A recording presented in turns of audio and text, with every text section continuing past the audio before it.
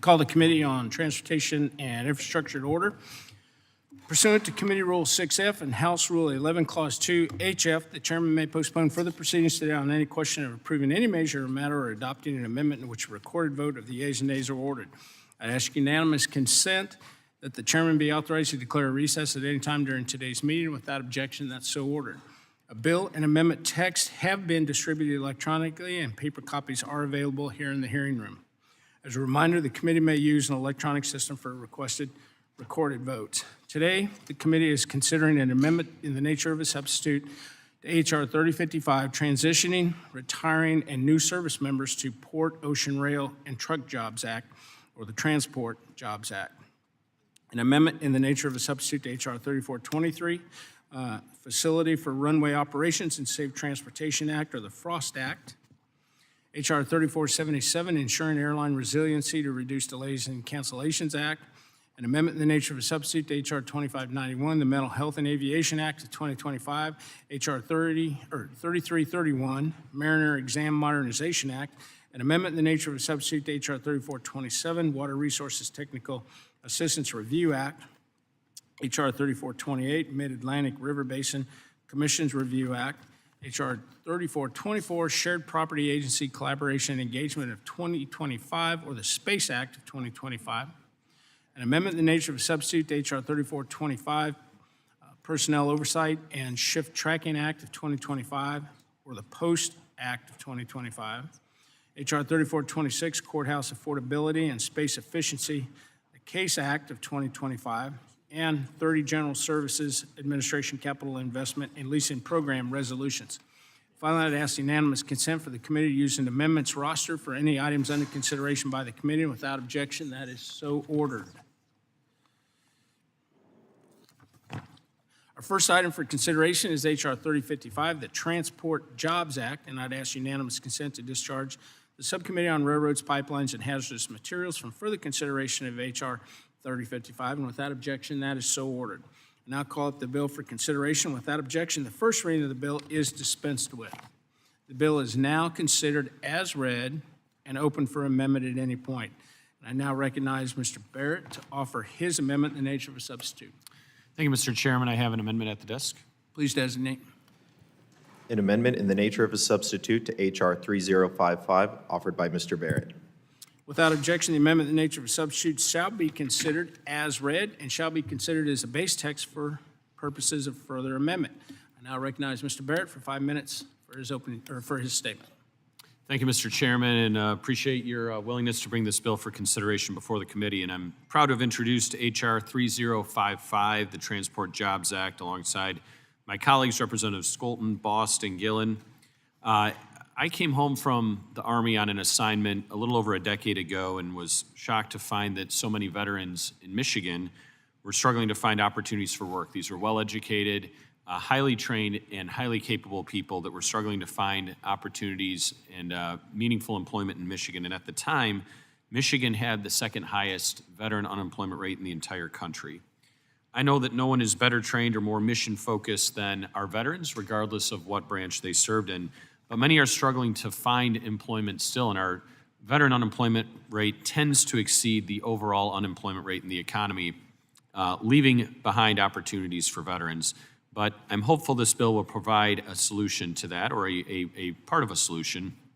This bill takes a holistic approach to connect veterans to the supply chain workforce by requiring the collaboration between the Department of Transportation, the Department of Labor, the Department of Defense, and the VA. It will be known as the Veteran to Supply Chain Employee Action Plan, and these agencies can help pinpoint the barriers that veterans face in accessing the supply chain workforce and identifying the retention and recruitment challenges within the supply chain for employees.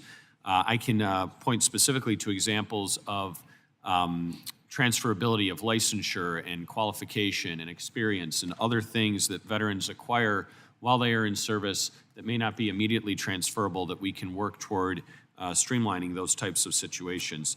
This collaboration, combined with the insight of the transportation supply chain industry and the organizations that support it, will provide short and long-term comprehensive strategies to connect veterans to the supply chain workforce and highlight areas where employees can reach, employee outreach and existing initiatives can be enhanced, Again, Mr. Chairman, I want to thank you for bringing the Transport Jobs Act to the committee for consideration today, and I look forward to putting the Veteran Supply Chain Action Plan into motion. And with that, I yield back. Recognize Mr. Larson. Thank you, Mr. Chair. I support H.R. 3055 as amended, the Transport Act, which is introduced by Representatives Barrett, Skolton, and Boston. This bill requires the Secretary to develop an action plan that identifies supply chain job needs at ports, railroads, and trucking companies in consultation with the Secretaries of Defense, Veterans Affairs, and Labor, and the transportation supply chain industry, including organizations representing transportation workers. Hardworking, dedicated women and men who have served our country in the armed forces are a great fit for supply chain jobs once they enter civilian life. These women and men deserve all the support we can give in accessing the good jobs that exist in transportation. The Bureau of Labor Statistics recently announced the nation's unemployment rate is 4.1%, and the unemployment rate among veterans is now 3.8%. This committee, though, has enacted numerous bills over the last decade to ease the way for veterans to obtain a commercial driver's license, a requirement for a job in trucking. The review required by this bill can similarly ease the transition for veterans into jobs in rail and at ports. So, Mr. Chair, with that, I support this bipartisan bill and recommend that my colleagues do the same. I yield back. Mr. Webster. Thank you, Chairman. I'm proud to support H.R. 3055, which was introduced by a colleague, Mr. Barrett.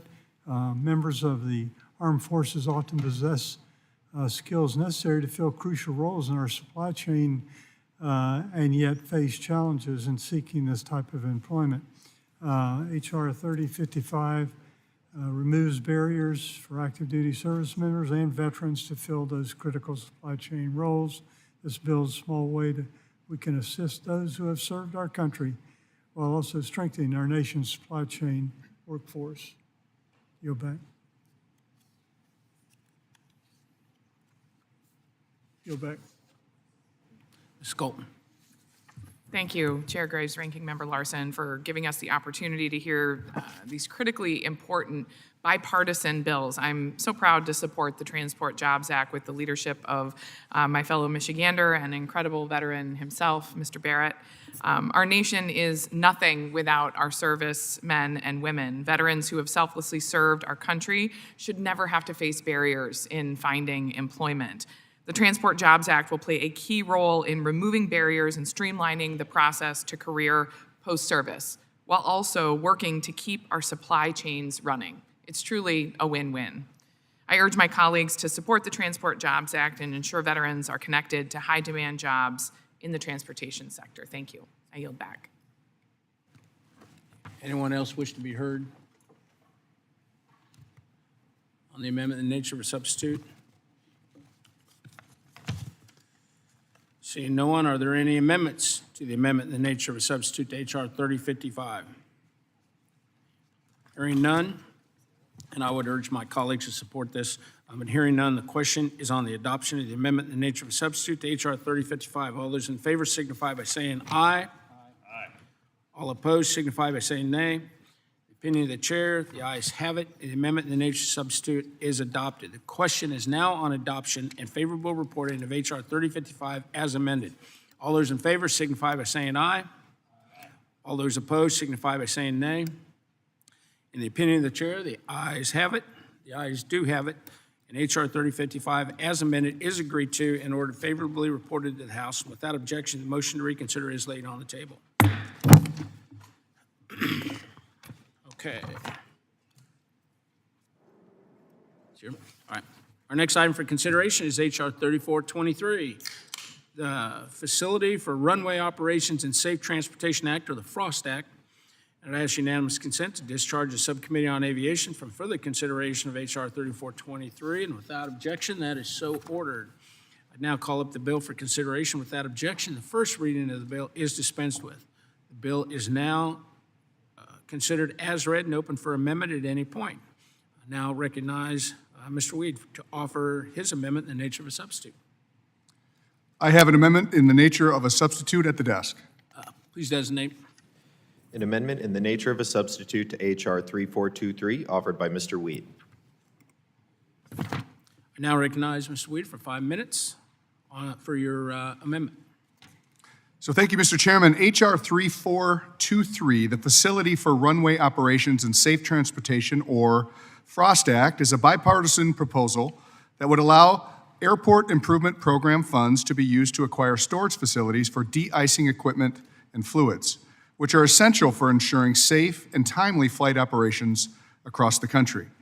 Aircraft are uniquely sensitive to any amount of ice and snow that accumulates on the airframe, causing irregularities that add weight, interrupt airflow, and can come loose during flight, potentially damaging critical flight systems. To prevent this, airports must invest in critical but expensive de-icing equipment and fluids to mitigate these disruptions and support safe flight operations.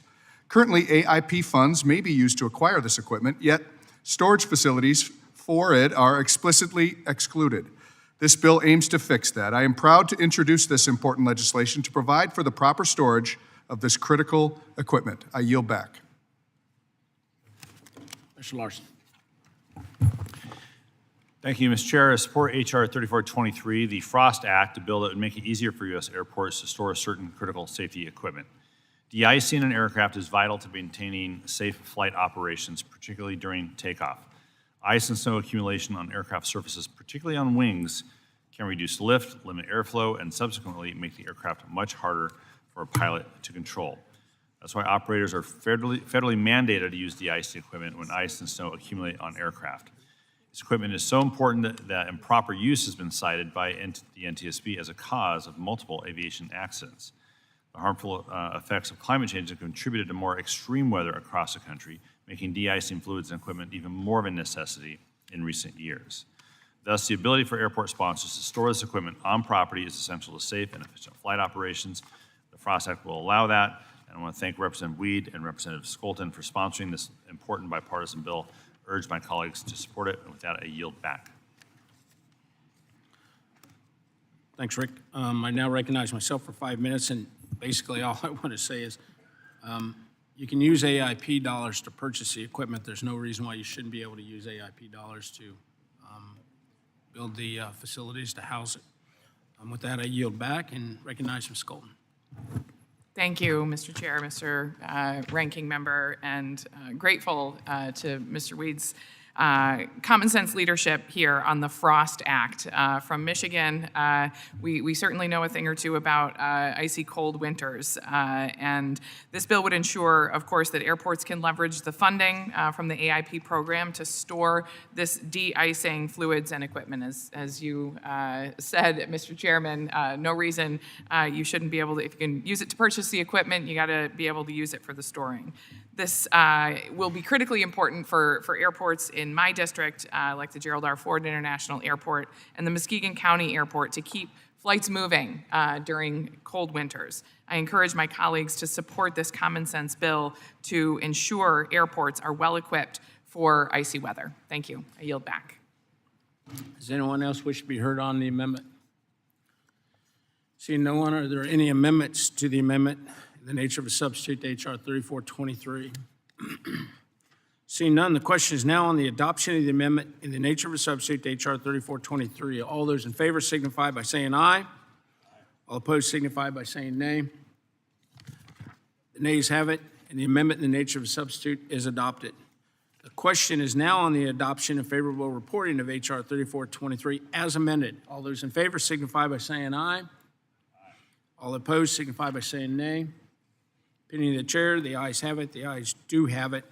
And H.R. 3423 as amended is agreed to and ordered favorably reported to the House. Without objection, the motion to reconsider is laid on the table.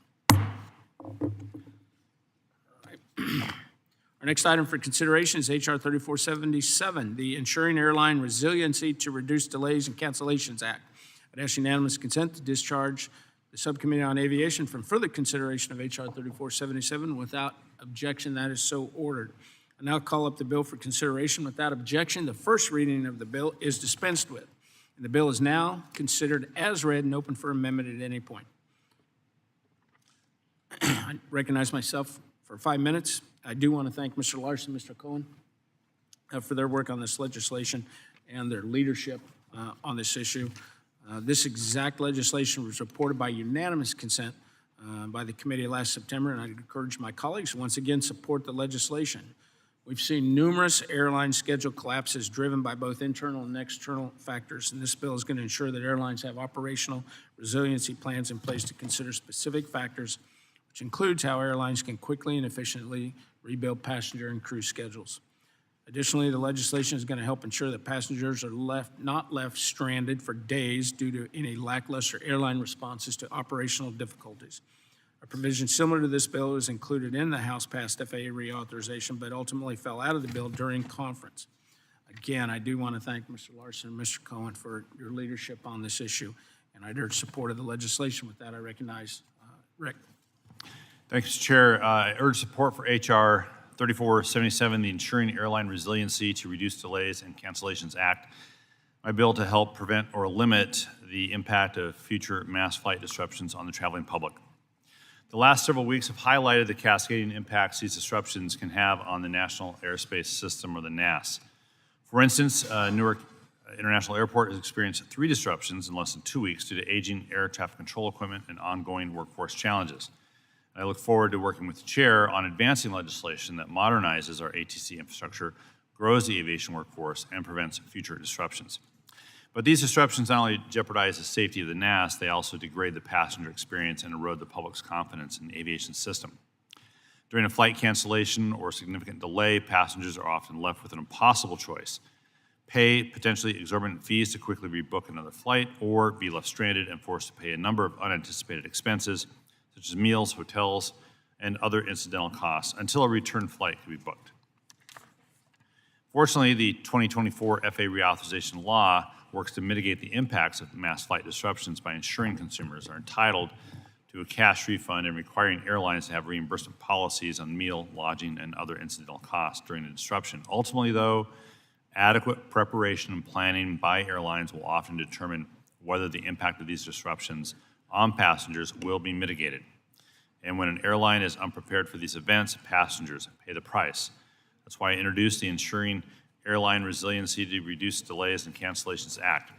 The bill requires the Department of Transportation to ensure airlines develop and regularly update an operational resiliency strategy to prevent or limit the impact of future flight disruptions on passengers. These operational resiliency plans would assess the potential impact of severe weather and other disruptive events on airline operations, staffing models, and information technology systems. Would assess the preparedness of the airline to maintain operations through disruptive events and how the airline plans to prevent and limit the impacts on passengers, and would assess the extent to which the airline addresses known cybersecurity risk, as well as any other issues the Secretary determines appropriate.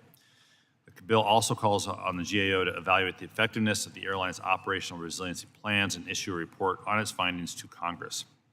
The bill will help protect consumers by simply ensuring airlines engage in long-term planning to prevent or mitigate the impact of future flight disruptions. As noted, the committee unanimously supported this legislation last year, and it's my hope we can do it again today. With that, thank you very much, and I yield back. Mr. Cohen. Thank you, Mr. Chair. As some of you know, and others will find out, I'll be leaving this committee soon to go on to intelligence, which I am on now. It was not an easy decision because I've enjoyed very much the work on this committee for the last 19 years, and there's a lot of important work to do for the public. But I'd had an 8-year interest in being on intelligence, and it finally came to the opportunity to have it. I'll be on leave, so there's a possibility I'll be back in 2026. So we'll see what happens with that. I appreciate Mr. Graves and Mr. Larson working with them on the FAA reauthorization, which was a great honor to be a part of that, and they did a great job putting it together.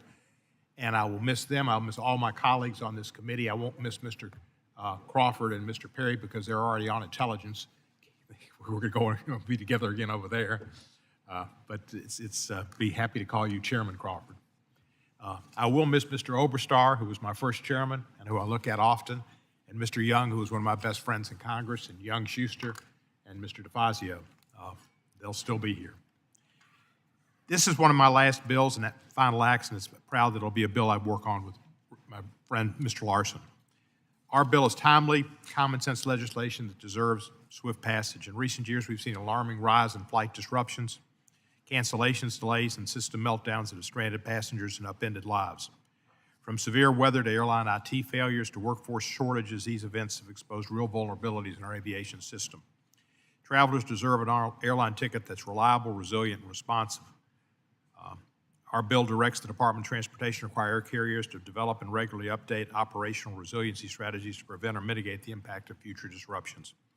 This legislation puts the traveling public first, not only by helping avoid cancellations, but by ensuring airlines have strong recovery plans in place when things go wrong. Passengers should not be forced to suffer because of preventable breakdowns in airline operations, whether it's Southwest holiday meltdown, staffing shortages, or climate-driven disruptions. We've seen the cost of inactions, and we must do better. The Ensuring Airline Resiliency to Reduce Delays and Cancellations Act takes the lessons of recent failures and turns them into forward-looking solutions that strengthen our entire aviation system. I again thank Ranking Member Larson for his leadership on this critical issue and for his working with him over the years in this committee. This bill isn't just about reacting to problems, it's about building an air traffic travel system that can withstand them. I urge my colleagues on both sides of the aisle to support this bill and help restore public confidence in our system. I yield back the balance of my time. Mr. Perry. Thanks, Mr. Chairman. Unfortunately, I'm not going to support this bill. In my opinion, it creates an unnecessary private sector mandate and seeks to empower the FAA to oversee the day-to-day airline operations regarding staffing, crew, scheduling, IT, cybersecurity risk, and other issues. The Secretary determines appropriate to protect consumers and maintain the operational stability of the airline industry. And I have plenty of criticisms for the airline industry, and I travel by air enough and have been held up and delayed and stayed overnight where I didn't want to stay enough to have problems with it, but I don't think this is the answer at all. These requirements will do little, in my opinion, to address the problems faced by the aviation industry, and instead will just create regulatory red tape that wastes time and resources at FAA and the airlines. It's going to be arbitrary and unknown and knee-jerk, and I don't think that's a good way to do things. A particular concern is the open-ended requirement subject to the Secretary's whims. And we might like the Secretary now, but we might not like who the Secretary is later. This vague delegation of authority to the Secretary has the potential for significant abuses that make the regulatory burdens envisioned by this bill significantly worse than those acknowledged by the supporters of the bill. With that, Mr. Chairman, I yield. Does anyone else wish to be heard on the amendment? Seeing no one, are there any amendments to the amendment to H.R. 3477? Seeing none, we'll now proceed to the final passage of the legislation. The question is now on the adoption and favorable reporting of H.R. 3477. All those in favor signify by saying aye. Aye. All those opposed signify by saying nay. Nay. In the opinion of the chair, the ayes have it. Mr. Chairman, on that, I request a recorded vote. Gentleman requests a recorded vote as previously announced pursuant to Committee Rule 6F. Further proceedings on the question are postponed.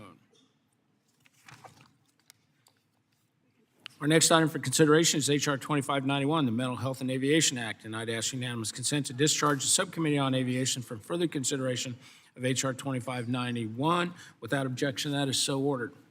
I now call up the bill for consideration. Without objection, the first reading of the bill is dispensed with. The bill is now considered as read and open for amendment at any point.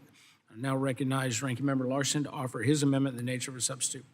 Thank you, Mr. Chair. I have an amendment at the desk. Designate. An amendment in the nature of a substitute to H.R. 2591 offered by Ranking Member Larson. Without objection, the amendment in the nature of a substitute is considered as read and shall be considered as the base text for the purposes of any further amendment. I now recognize Mr. Larson, 5 minutes. Thank you, Mr. Chair. Mr. Chair, I urge support for the ANS to H.R. 2591, the Mental Health and Aviation Act, a bill to modernize the FAA's mental health policies and to remove barriers to life-saving care for the aviation workforce. For far too long, many aviation professionals have suffered in silence because of the fear that a mental health diagnosis or treatment could derail their careers. I, like many of my colleagues, have heard from constituents who struggle to navigate the FAA's aeromedical process, seen reports about the harmful impacts of mounting pressures on overworked and understaffed air traffic controllers and flight crews, and seen qualified airline pilots grounded for months due to delays with medical clearance reviews. In the aftermath of recent tragic aviation accidents and harrowing near misses across the country, as well as growing uncertainty at the FAA, we must support the mental health of the dedicated women and men who ensure the traveling public reach their destinations safely every day. That's why I'm very pleased to be an original co-sponsor of this bipartisan bill that builds on the critical reforms included in the 2024 FAA reauthorization law.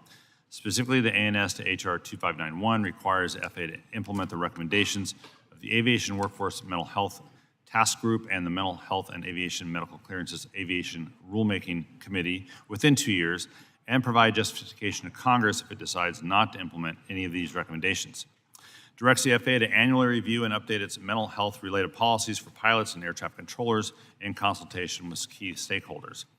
Authorizes funding for the FAA to recruit and train additional aviation medical examiners, particularly those with mental health expertise, and establishes a public information campaign to help destigmatize mental health in U.S. aviation, as well as various technical corrections throughout the bill. The FAA's mental health protocols must evolve to foster an environment where the aviation workforce feels supported to seek resources and care, and the Mental Health and Aviation Act would do just that. I want to thank Representatives Caston, Stauber, and Mann for leading this important legislation and the 16 bipartisan members for co-sponsoring it. This legislation is also endorsed by nearly a dozen key aviation stakeholders, including U.S. airlines, air traffic controllers, general aviation, and the business aviation industry, airline pilots, and aerial firefighters, among several others. I encourage my colleagues to support the ANS to ensure the safety of U.S. skies and the well-being of a dedicated aviation workforce. With that, I yield back the balance of my time. Now recognize myself for 5 minutes. This bill is going to build on the bipartisan work that this committee, from last Congress, and holding the FAA accountable to Congress and the Aeromedical Innovation Modernization Working Group that recreated in the FAA reauthorization of 2024. So with that, I would urge support of the legislation and now recognize Mr. Stauber. Thank you very much, Mr. Chair, and I want to thank you and Ranking Member Larson for your leadership on this. I'd also like to thank my friend and colleague, Representative Caston, for helping lead this really important piece of legislation. Currently, pilots and air traffic controllers who seek mental health care are unfairly penalized. While aviation professionals are mandated to report if they seek mental health care, once they take that step, they are faced with delays, confusion, and broad regulations reference returning to work, if they're even allowed to return to work. This often means that relatively minor mental health concerns result in long wait times and derail careers for safe and well-trained pilots and air traffic controllers. In December of 2023, the FAA recognized the need to reform its current policies and establish the Mental Health and Aviation Medical Clearances Aviation Rulemaking Committee, or ARC, to identify barriers to mental health care for aviators and present recommendations to the FAA to address these challenges. The implementation of these recommendations was directed in Section 411 of the FAA reauthorization bill that we passed last year. Unfortunately, there was no required timeline for implementation, which is why I've introduced legislation with Congressman Caston, the Mental Health and Aviation Act, to ensure the timely implementation of Section 411. If we don't change how we handle mental health and aviation, we will exacerbate a culture of silence. Simply unacceptable. We want our pilots to be at the top of their game, and taking care of their mental health is a critical component to achieve that goal. Our pilots cannot fear that their livelihoods are at stake for taking care of themselves, nor can our air traffic controllers. Their efforts to take care of themselves are what keep our skies safe in the first place. And Mr. Chair, last week, ALPA had their fly-in, their legislative fly-in. Representative Caston and I had the opportunity to speak to those professional pilots while they were in D.C. Both of us specifically talked about this bill, Mr. Chair. Representative Caston relayed to me that after he was done speaking and left the room, or leaving the room, a pilot came up to him and said, "We lost one of our own Monday night. He took his own life." Simply unacceptable that we lose men and women, and in this case, in the aviation sector, because they don't have the mental health available when they need it, and that door's got to be open when they ask for it. As a former police officer, I understand the importance of taking care of ourselves, understand the importance of mental health and the concerns thereof. It takes a strong individual to ask for help when they need it. As a police officer, I did that twice. I continued a very successful police career because of that. The culture that we have to implement with aviation and air traffic controllers is that of being helpful on the outside to those that are hurting on the inside. Mr. Chair, Ranking Member Larson, I can't think of a more important bill in this package than to send this across the finish line so we can take care of our air traffic controllers and our professional pilots who are under stress daily, and we count on them with our lives, and so does the rest of the flying public. I urge all my colleagues to support this really good piece of legislation. Mr. Chair, and I yield back. Ms. Poe. Thank you, Mr. Chairman and Ranking Member Larson. I am proud to lend my support to H.R. 2591, the Mental Health and Aviation Act, as well as the two other bills under consideration to reduce disruption to air traffic. My constituents have been in the forefront of delays and chaos at Newark Airport, caused by decades of insufficient investment in America's aviation infrastructure. I am glad to join my colleagues in supporting measures to make flying more predictable and reliable.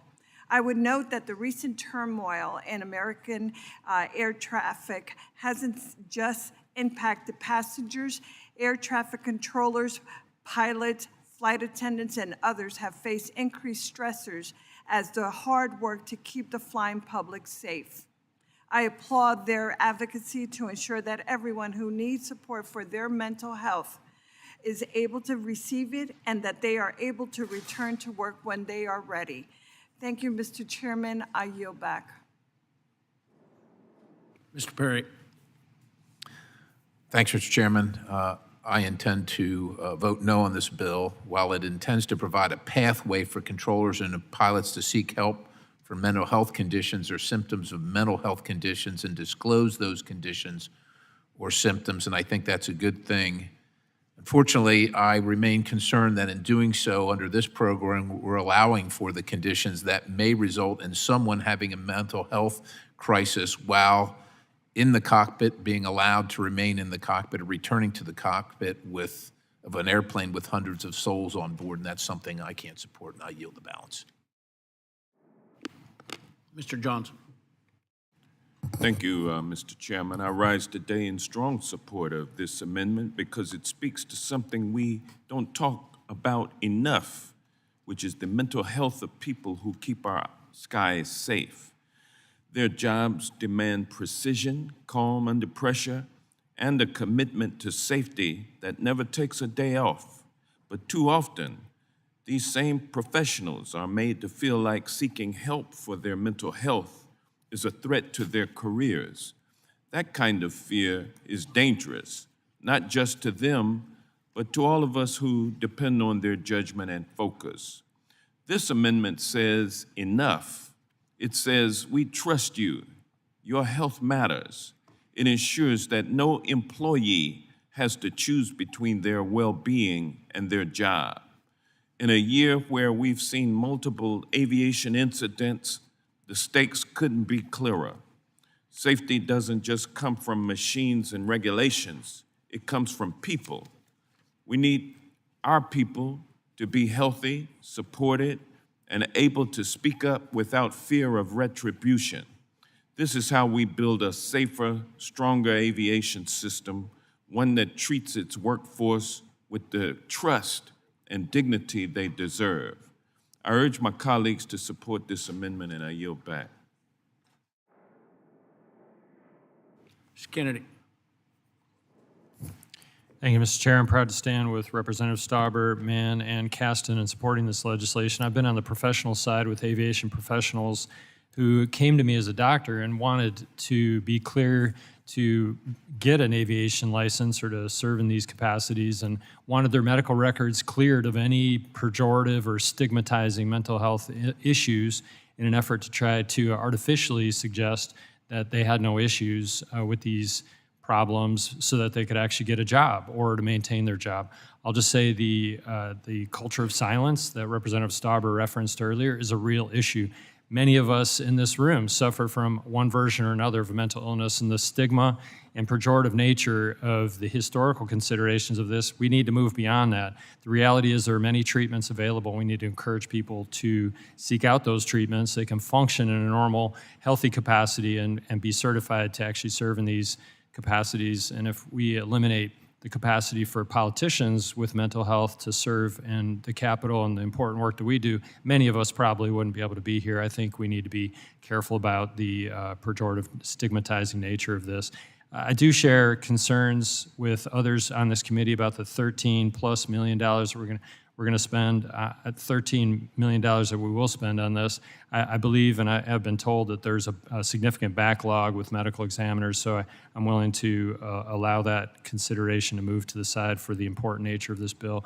But, Mr. Chair, I'm proud to support this legislation. I think it's moving us in the right direction, and with that, I yield back. Does anyone else wish to be heard on the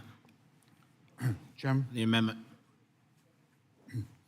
Thank you, Chairman. I also want to associate myself with the comments of most of the members who have spoken. The pilots have been here. They have testified. Health professionals, mental health professionals support this. It's time that we do it, recognize a reality, and take responsible measures to provide assistance to those who are in need of it. Thank you. Does anyone else wish to be heard on the amendment? Seeing no one, are there any amendments to the amendment in the nature of a substitute to H.R. 2591? Seeing none, the question is on the adoption of the amendment in the nature of a substitute to H.R. 2591. All those in favor signify by saying aye. All opposed signify by saying nay. In the opinion of the chair, the ayes have it. And the amendment in the nature of a substitute is adopted. The question is now on adoption of favorable reporting of H.R. 2591 as amended. All those in favor signify by saying aye. Aye. All opposed signify by saying nay. In the opinion of the chair, the ayes have it. The ayes do have it. And H.R. 2591 as amended is agreed to and ordered favorably reported to the House. Without objection, the motion to reconsider is laid on the table. Next is H.R. 3427, the Water Resources Technical Assistance Review Act, and I'd ask unanimous consent to discharge the Subcommittee on Water Resources and Environment from further consideration of H.R. 3427. Without objection, that is so ordered. And I now call up the bill for consideration. Without objection, the first reading of the bill is dispensed with. The bill is now considered, read, and open for amendment at any point. I recognize Mr. Taylor to offer his amendment in the nature of a substitute. Thank you, Mr. Chairman. I have an amendment in the nature of a substitute at the desk. Please designate. An amendment in the nature of a substitute to H.R. 3427, offered by Mr. Taylor. Without objection, the amendment in the nature of a substitute shall be considered as read and shall be considered as base text for purposes of further amendment. With that, I recognize Mr. Taylor for 5 minutes. Thank you, Chairman Graves, for allowing me to speak in favor of my bill, the Water Resources Technical Assistance Review Act. Access to clean and safe water should not be determined by where you live. The EPA established technical assistance programs such as Water TA to connect rural communities like those in my district with experts to help them access water infrastructure funding. As we all know, accessing federal funding can be a complicated and time-consuming process, especially for rural communities. Unfortunately, some of these programs have failed to provide adequate assistance to communities. As you travel through my district, many areas have water infrastructure that is well past its intended lifespan. And when these communities turn to the EPA's technical assistance programs, they face bureaucratic delays and complicated processes that hinder their ability to get assistance. By improving the TA programs, especially the water TA program, we can help those who are truly in need. My bill would direct the GAO to conduct a comprehensive study reviewing how the EPA identifies, selects, and partners with technical assistance providers, and provide recommendations on how the EPA can improve these TA programs. In the end, this will not only help connect communities with the resources they need to build and repair their critical water infrastructure, but it will ensure rural America is not left behind. For too long, Washington, D.C. has turned its back on rural America. I'm proud to lead this legislation that will help change that trend by improving the EPA's technical assistance programs. This will help rural communities across the country, including Southern Ohio, access federal funding opportunities to support essential clean water infrastructure like water treatment facilities. I also want to thank Congressman Figures for joining me in this effort, and I urge my colleagues to vote in favor of this legislation to help communities get the assistance they need to build or repair their critical water infrastructure. Thank you, Chairman. I yield back. Mr. Larson. Thank you, Mr. Chair. I support this legislation which directs the GAO to review technical assistance programs created to help economically distressed rural and tribal communities to obtain critical investment for their water infrastructure needs. Earlier this year, the Subcommittee on Water Resources and Environment heard testimony from state witnesses on how these programs are critical to economically disadvantaged communities. Without the seed money and direction provided by EPA, many economically distressed rural and tribal communities simply do not have the staff, the resources, or the capacity to even apply for federal assistance when it is available. This GAO study will help identify how EPA implements the technical assistance programs established in the Clean Water Act, as well as any essential services for economically distressed rural and tribal communities that continue to go unmet through these programs. I support this legislation and urge all members to do the same. With that, I yield back. Does anyone else wish to be heard on the amendment? Many of us represent small. Mike, go ahead. Thank you, Mr. Chairman. I speak in support of H.R. 3427, which was introduced by the Vice Chair of the Water Resource and Environment Subcommittee, Mr. Taylor of Ohio. This legislation advances two important factors that we should have in mind here in Congress, which is effectiveness and accountability. Over the last several years, Congress has pumped billions of dollars into the Environmental Protection Agency clean water infrastructure programs. While it is imperative that Congress continues robust oversight of that funding, the Government Accountability Office review required in the underlying legislation will lead to program improvements and increased efficiency within EPA's technical assistance programs. Technical assistance programs help small and rural communities identify their water infrastructure needs and compete for EPA funding to help address those needs. In particular, I'm concerned that Water TA initiative established in 2023 has not met the needs of rural America, and I look forward to reviewing the findings in the GAO report about the Water TA initiative to get to the bottom of these issues and work with the Trump administration on critical improvements to the program. I urge my colleagues to support H.R. 3427, and I yield back. Mr. Perry. Thank you, Mr. Chairman. Well, I don't disagree with the maker of the amendment, so to speak, or the bill, and that rural communities have been left behind. I certainly support a number of my own and represent them. This bill requires the GAO to evaluate EPA Water's TA initiative technical assistant, and in my view, the program is completely unnecessary. It's an unnecessary IRA program that we should eliminate. Well, I'm glad to see that GAO will evaluate the program to show us its deficiency. I'm concerned about the provision assessing the needs of certain communities not addressed through covered technical assistance and the potential, and quite honestly, not the potential, but the likelihood for this to expand the already unnecessary program. The program's unnecessary. We should just get rid of it and let the states handle this as they do so well. So with that, that's my feeling on the bill, and I yield the balance. I want to thank Mr. Taylor for introducing the legislation. Again, many of us represent small, rural, and economically disadvantaged or distressed communities, and it's important that these technical programs are working for our constituents, and that's exactly what this bill does. So does anyone else wish to be heard on the underlying bill? Seeing no one, are there any amendments to the amendment? Mr. Perry. Mr. Chairman, I've got an amendment to desk. Designate. An amendment to the amendment in the nature of a substitute to H.R. 3427 offered by Mr. Perry, number 037. Without objection, the amendment will be considered as read. Mr. Perry, you recognize 5 minutes. Thank you, Mr. Chairman. Overall, this bill requires GAO to evaluate a program that should be eliminated and is therefore unnecessary, but it should provide us with additional information about the ineffectiveness and waste in this program. Unfortunately, Section 2, Clause B5 threatens to undermine this work. This section is written in such a way that GAO will be forced to state that the program does not provide enough assistance, thus laying the groundwork for expansion of this already wasteful program. While I understand this might have been the result of negotiations, I would like to remind folks that we are currently in the majority, and though the minority didn't consult us when they jammed this program through in a partisan fashion, we should be running a bill to eliminate this program, but at the very least, we need to make sure this GAO report isn't rigged in favor of expanding this unnecessary program. So I urge support of the amendment, and I yield. Mr. Larson. Thank you, Mr. Chair. Mr. Chair, this amendment removes a mandate for the GAO to examine if there are any needs of economically disadvantaged communities that are not currently being met by the Water Technical Assistance Program. As a result, I'm opposed to this amendment. As a reminder, this is a GAO study of the EPA's Water Technical Assistance Program. If we're going to mandate that GAO examine the program, we should ensure that GAO looks at what holes the EPA program is filling, as well as any holes that remain. The EPA Water Technical Assistance Program is essential for helping communities across the country access federal programs and funds.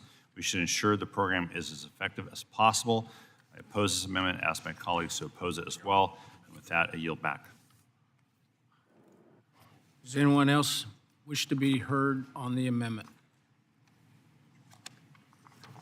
Seeing no one? I'll make sure I'm looking at it right. Are there any amendments to the amendment? Seeing none, the question is on the amendment. All those in favor signify by saying aye. All opposed signify by saying nay. The opinion of the chair, the nays have it. The nays do have it. The amendment is not agreed to. Well, that were covered. Are there any other amendments to the amendment in the nature of a substitute to H.R. 3427? Hearing none, the question is on the adoption of the amendment in the nature of a substitute to H.R. 3427. All those in favor signify by saying aye. Aye. All opposed signify by saying nay. The opinion of the chair, the ayes have it, and the amendment in the nature of a substitute is adopted. The question is now on adoption and favorable reporting of H.R. 3427 as amended. All those in favor signify by saying aye. Aye. All opposed signify by saying nay. In the opinion of the chair, the ayes have it. Gentlemen, requested recorded vote is previously announced pursuant to Committee Rule 6F. Further proceedings on the question will be postponed. Our next item for consideration is H.R. 3428, the Mid-Atlantic River Basins Commission Review Act, and I'd ask unanimous consent to discharge the Subcommittee on Water Resources and Environment from further consideration of H.R. 3428. Without objection, that is so ordered. I now call up the bill for consideration. Without objection, the first reading of the bill is dispensed with. The bill is now considered as read and open for amendment at any point. I recognize myself for 5 minutes for a statement. H.R. 3428, the Mid-Atlantic River Basins Commission's Review Act, is good government, and it also exercises Congress's right to conduct oversight over bodies that it charters. Congress has passed laws setting up the Susquehanna River Basin Commission, Delaware River Basin Commission, the Interstate Commission on the Potomac River Basin, and it did that decades ago. And even before the creation of the Environmental Protection Agency and mandated federal membership in the commissions. Congress should monitor how these commissions are functioning and ensure that they are responsibly utilizing federal resources. I want to thank Representative Bresnahan for his work on this bill that directs the Government Accountability Office to take long overdue steps to review these commissions, including their ethics practices. I urge my colleagues to support H.R. 3428. Without, I recognize Mr. Larson for 5 minutes. Thank you, Mr. Chair. Mr. Chair, I support this legislation that directs the GAO to review the 3 Mid-Atlantic River Basin Commissions and report on the practices and federal responsibilities of each. The Mid-Atlantic River Basin Commissions serve an important role in the region by managing, protecting, and improving the respective river basins. The commissions were created to consolidate a complex web of state, interstate and federal efforts into one. Today, they each represent a successful federal-state partnership in river basin planning, development, and regulation. This GAO study will review these partnerships and how responsibilities are split between the commissions and federal agencies, as well as examine the transparency and communication practices of the commissions. I support the legislation and urge all members to do the same. With that, I yield back. Does anyone else wish to be heard on the amendment? Mr. Bresnahan. Thank you, Mr. Chairman. I am proud of this legislation, the Mid-Atlantic River Basin Commission Review Act. These river basin commissions are state compacts designed to regulate the river system within a watershed regardless of state lines. Since the inceptions after World War II, the rivers they manage have grown in importance to our populations, have grown, and water usage has increased. They have also played a role in protecting rivers from pollution and ensuring the ecosystems remain vibrant and resilient.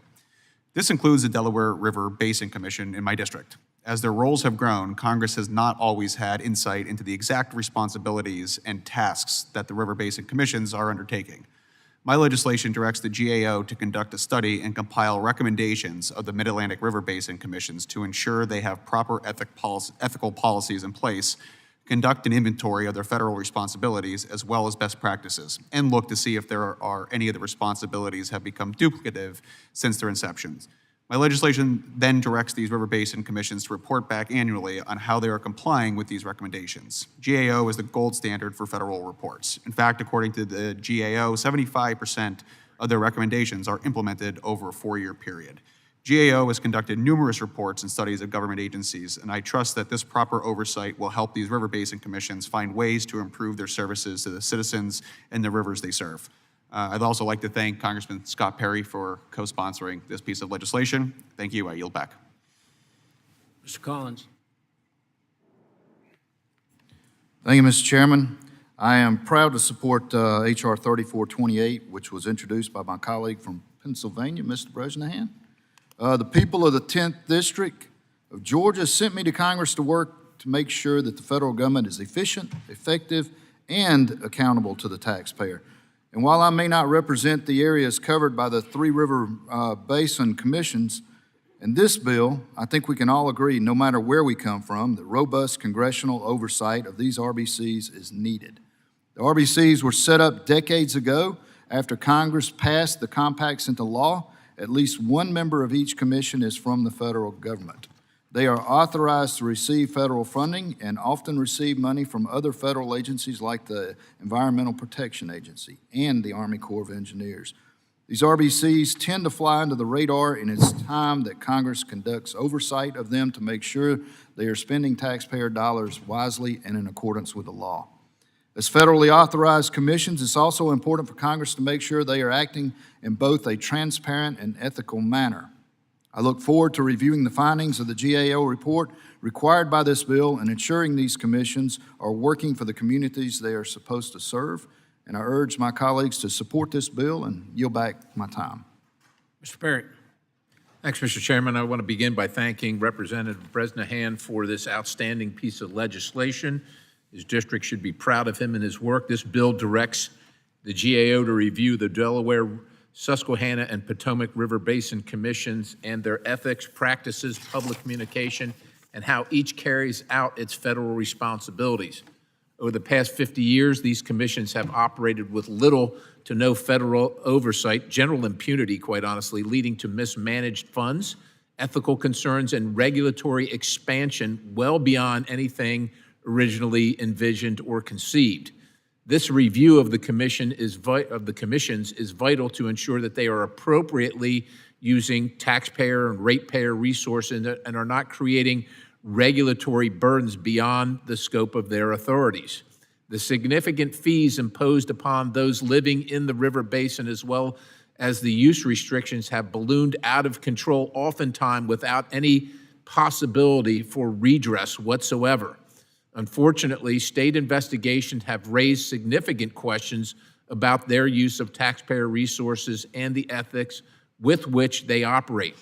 Moreover, the Delaware River Basin Commission has been co-opted by radical environmentalists and have deprived Pennsylvanians of their mineral rights rather than abiding by the limited missions to which they were originally authorized.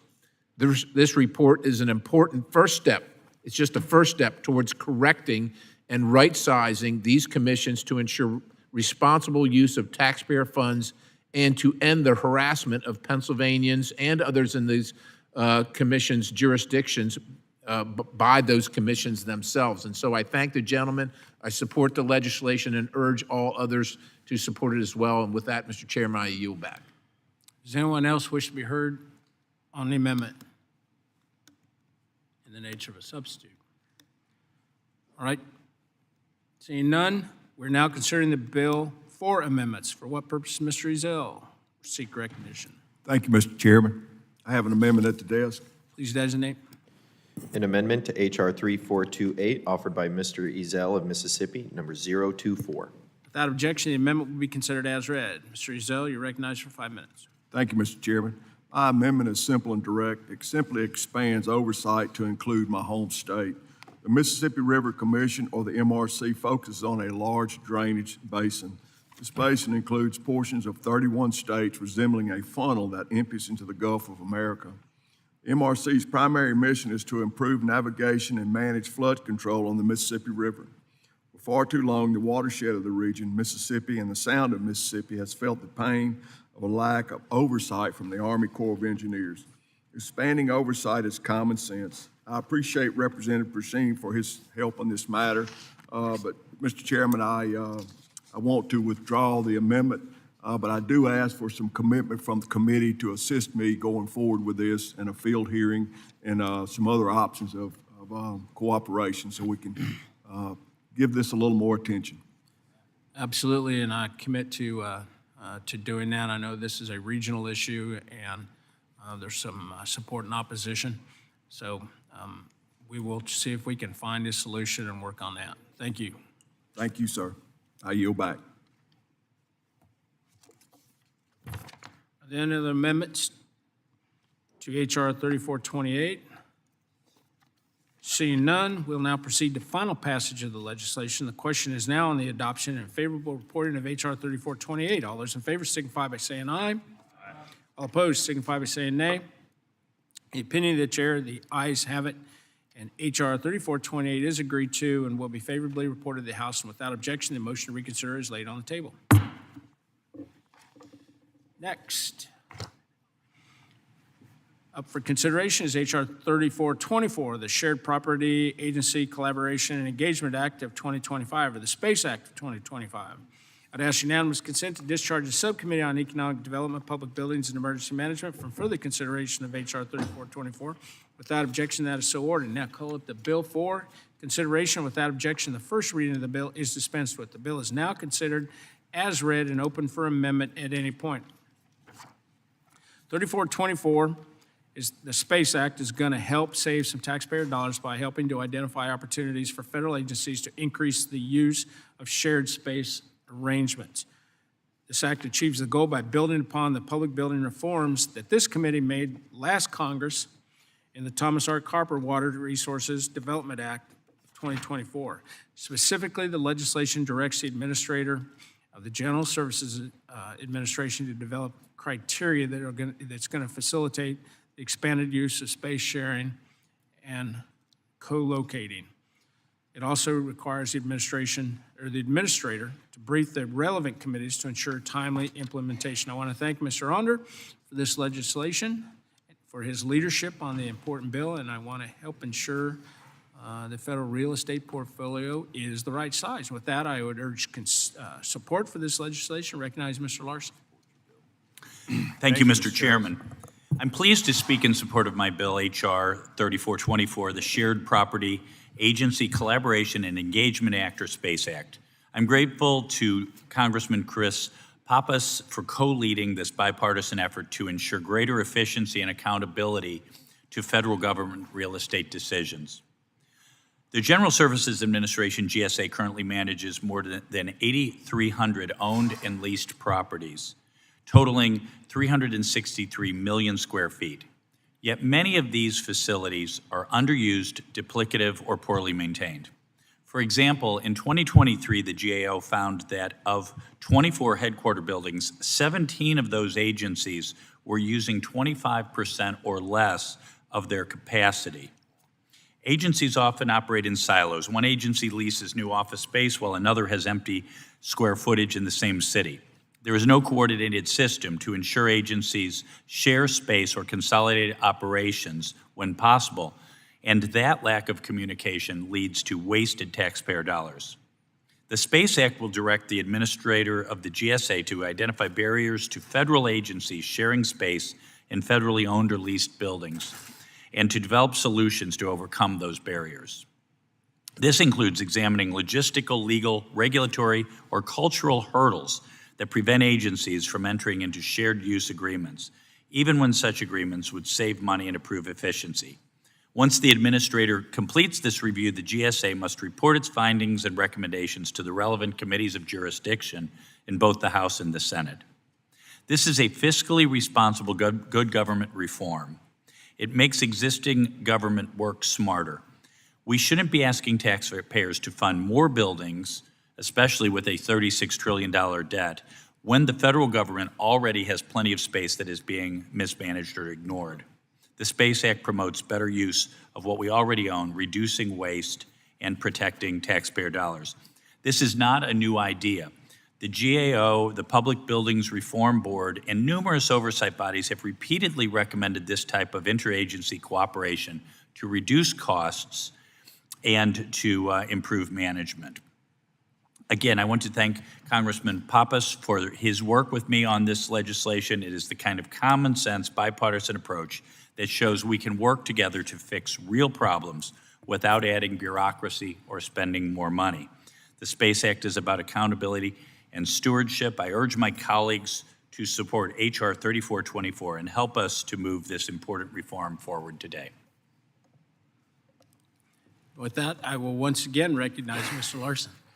Thank you, Mr. Chair. I support H.R. 3424, the Shared Property Agency Collaboration and Engagement Act. This bill requires the administrator of the GSA to develop new criteria to help expand the use of office space sharing for federal agencies. By sharing amenities, space, and services, federal agencies can use shared space arrangements to make the most effective use of government-owned real estate. A pilot program conducted by GSA allowed 6 offices across the country to provide ready-to-use spaces conducive to cross-government collaboration while saving taxpayer dollars by reducing operational costs for federal agencies. This legislation will allow GSA to expand on these efforts by establishing standards for shared office spaces and measuring the success of this initiative. Mr. Chair, I support this bill to ensure that we are being good stewards of taxpayer funding when it comes to federal real estate and encourage all members to support the bill as well. And with that, I yield back. Do any other members wish to be? Mr. Barrett. Thank you, Mr. Chairman. I'm concerned that the ranking member and I seem to agree on so many things here, and I'm going to reevaluate my position. But at this moment, I certainly support the Space Act. Requires the GSA to work with tenants to identify concerns over shared space arrangements and to develop criteria for expanded space sharing and to identify special use space that can improve space sharing. It also requires the parties to establish objectives to quantify the success of the shared space framework. As the chairman of the Economic Development Subcommittee, I support this effort by Representative Onder to build upon the Use Act to further improve utilization rates of the federal real estate portfolio. With that, I yield the balance. Does anyone else wish to be heard on the legislation? Seeing no one, are there any amendments to H.R. 3424? Seeing none, we'll now proceed to final passage of the legislation. The question is now on the adoption and favorable reporting of H.R. 3424. All those in favor signify by saying aye. All opposed signify by saying nay. The opinion of the chair, the ayes have it. The ayes do have it. And H.R. 3424 is agreed to and will be reported favorably to the House. Without objection, the motion to reconsider is laid on the table. Next item for consideration is H.R. 3425, the Personnel Oversight and Shift Tracking Act of 2025, or the Post Act of 2025. And I'd ask unanimous consent to discharge the Subcommittee on Economic Development, Public Buildings, and Emergency Management for further consideration of H.R. 3425. Without objection, that is so ordered. I now call up for consideration the bill up for consideration. And without objection, the first reading of the bill will be dispensed with. The bill is now considered as read and open for amendment at any point. And I now recognize Mr. Kennedy to offer his amendment in the nature of a substitute. Thank you, Mr. Chair. I have an amendment in the nature of a substitute at the desk. Please designate. An amendment in the nature of a substitute to H.R. 3425, offered by Mr. Kennedy of Utah. Without objection, the amendment in the nature of a substitute shall be considered as read and shall be considered as the base text for the purposes of further amendment. I now recognize Mr. Kennedy for 5 minutes. Thank you, Mr. Chairman Graves and Ranking Member Larson, for the opportunity to speak today in support of my bipartisan bill, H.R. 3425, the Protective Officer Safety and Transparency Act, or POST Act. I would also like to thank my colleague, Representative Shomari Figures, for co-leading this important legislation with me. The Federal Protective Services, or FPS, is tasked with securing nearly 9,000 GSA leased and owned facilities nationwide. With a budget of $2.2 billion in fiscal year 2024, FPS oversees more than 15,000 contract guards, protective security officers, or PSOs, who serve as the first line of defense at our federal buildings. Yet despite the size and importance of FPS's mission, serious vulnerabilities remain in its oversight of these contract guards. A recent GAO investigation revealed that PSOs failed to detect concealed weapons, including batons and pepper spray, in half of all covert security tests. FPS does conduct these covert tests, but it lacks a standardized system to track, analyze, and respond to the results. The POST Act would close this critical gap by requiring the FPS director to establish and maintain a centralized database to capture covert test data, including details on why a guard failed to detect contraband. It would mandate quarterly analysis of this data to identify trends and training needs, and it requires targeted corrective training for guards who fail covert tests, helping to close performance gaps and strengthen public safety. This is a common sense reform that transforms data FPS is already collecting into actionable improvements, making our federal buildings safer for employees and the public. The POST Act also tackles another longstanding problem, FPS's broken shift tracking system. In 2018, FPS launched the Post Tracking System, or PTS, to modernize its paper-based guard sign-in process. Yet PTS remains unreliable, and FPS continues to rely on paper records as its official system of record. This outdated system has prevented FPS from informing tenant agencies about guard shortages, in some cases even forcing the closure of federal buildings to the public. The POST Act would require FPS to make a decision and develop an implementation plan within 6 months. Either fix the PTS or replace it with a modern, dependable solution. Mr. Chairman, these reforms are straightforward and urgently needed. They transform existing data into meaningful action, improve transparency, and strengthen the security of our federal buildings. I urge my colleagues to support the POST Act so we can make real progress in promoting oversight, accountability, and safety in our federal facilities and for the people who work in them every day. Thank you, Mr. Chair, and I yield back. Mr. Larson. Thank you, Mr. Chair. I support H.R. 3425, the POST Act of 2025. This bill requires the Director of Federal Protective Service to establish processes to strengthen oversight, performance, and accountability of contract security personnel engaged in the protections of buildings and grounds that are owned, occupied, or secured by the General Services Administration. FPS law enforcement officers and contract guards that support them risk their lives every day to protect the federal workers and the public by controlling access to government facilities and screening visitors for prohibited items. As part of these efforts, FPS investigators have covertly tested security at federal buildings to ensure the accuracy of these systems and have developed a tracking system to ensure guards are qualified and posts are staffed adequately. Despite these efforts, guards fail to detect prohibited items in about half of the 27 covert tests that the GAO investigators conducted in 2024. Additionally, the new FPS tracking system has not worked well enough to replace the old paper-based system.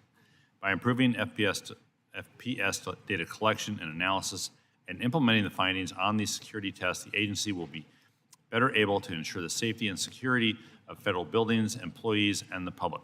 I support this legislation, urge all members to do the same, and with that, Mr. Chair, I yield back.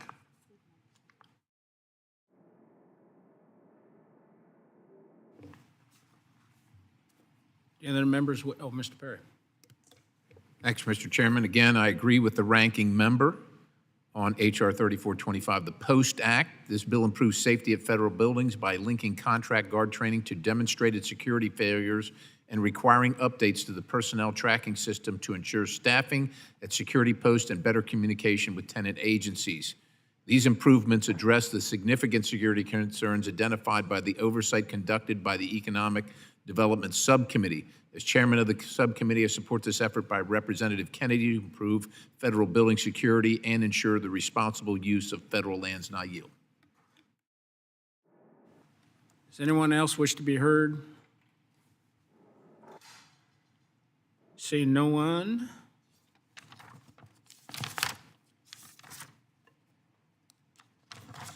Are there any amendments to the amendment in the nature of a substitute to H.R. 3425?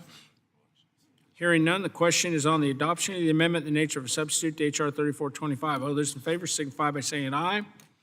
All opposed signify by saying nay. Opinion of the chair, the ayes have it. The ayes do have it. The amendment in the nature of a substitute is adopted. And the question is now on the adoption favorable reporting of H.R. 3425 as amended. All those in favor signify by saying aye. All opposed signify by saying nay. Opinion of the chair, the ayes have it. The ayes do have it.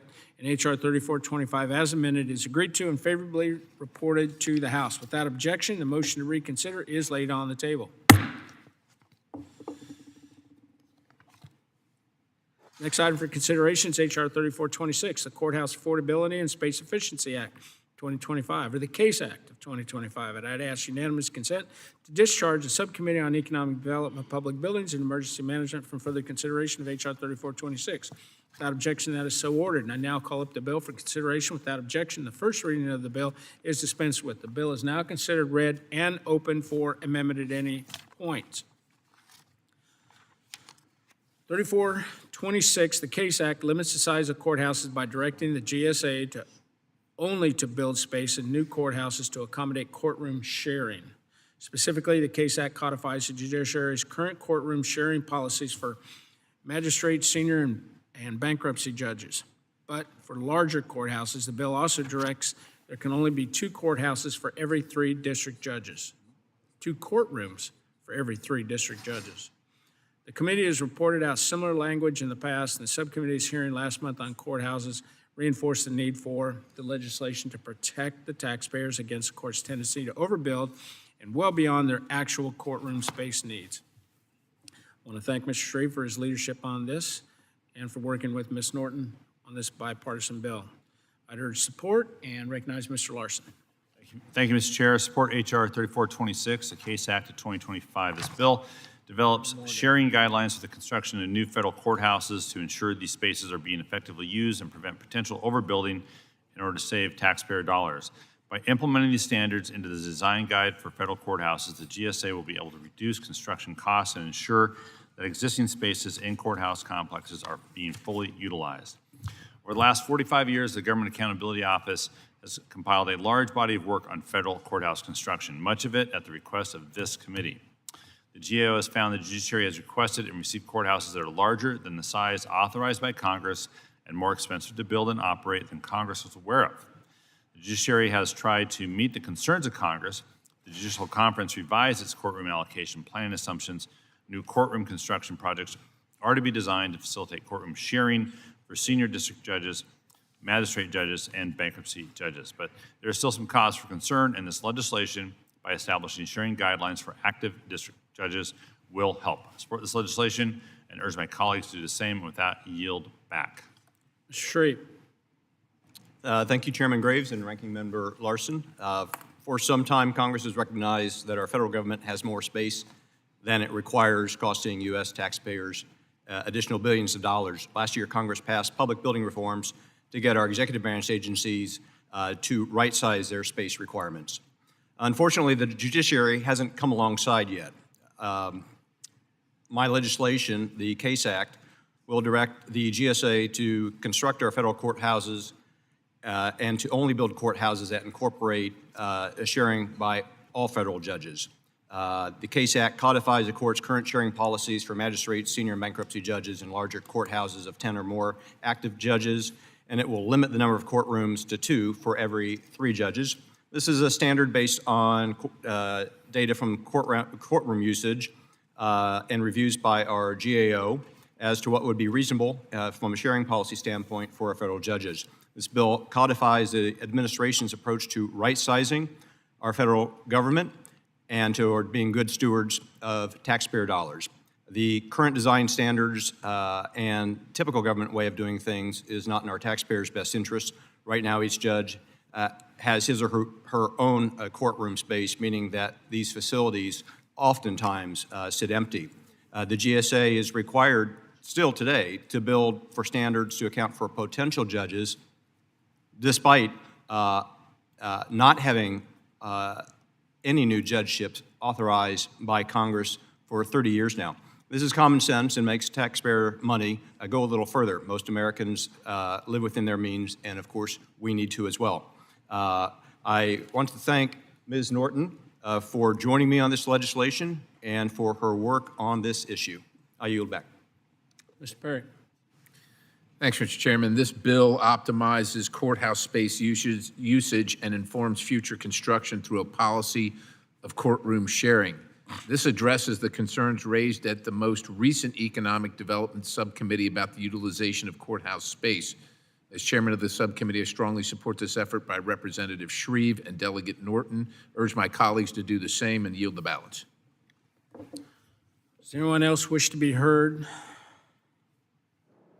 Seeing no one, are there any amendments to H.R. 3426? Seeing none, we'll proceed to final passage of the legislation. The question is now on the adoption and favorable reporting of H.R. 3426. All those in favor signify by saying aye. Aye. All opposed signify by saying nay. Opinion of the chair, the ayes have it. The ayes do have it. H.R. 3426 is agreed to and will be favorably reported to the House. Without objection, the motion to reconsider is laid on the table.